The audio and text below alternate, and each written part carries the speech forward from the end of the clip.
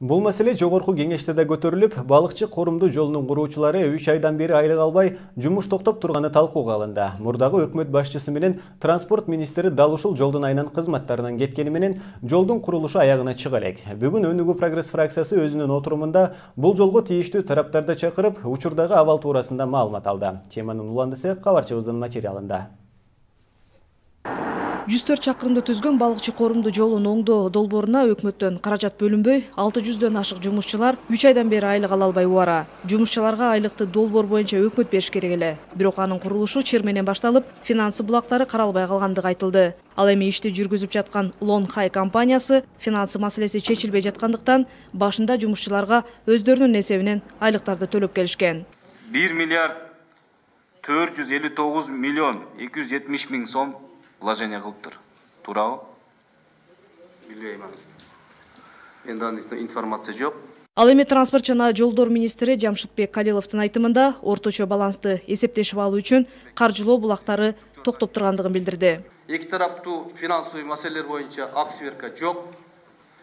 То, что булар жанакы айтып аткан айлык, булардын чисто өздөрүнүн маселеси. Себеп дегенде финансовый эки тараптуу ак сверка болбогондон кийин биз буларга пока мен божомолдо билем, какой-то сумма Минтранс карыз, дагы булардын обязательства боюнча. Бирок ортодо кагаз болбогондон кийин ошол маселе азыркыга чейин повестка дняда келип атат.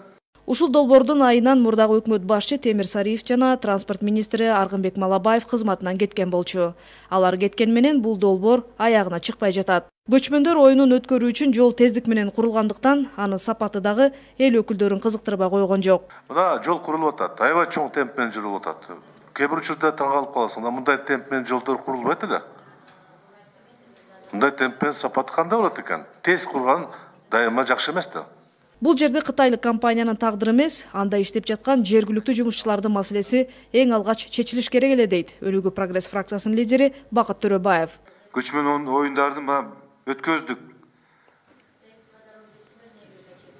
Ошол уят кылбай, ошо теге маарекени Кытайдын ортосунда мамилени да уят кылбай, отуруп чогуу акылдашып, чогуу бир кабинетте бир 3-4 саат отуруп, сиз как министр катары сиз саясатчысыз.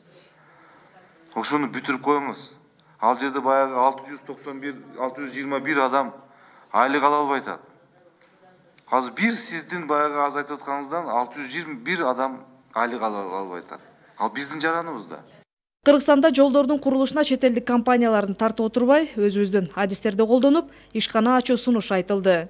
Бир мындай саясат жүргүзбөйсүңөр, бир чоң жакшынакай бир же эки мамлекеттик деңгээлиндеги жол кура турган ишкана жасабайлыкпы?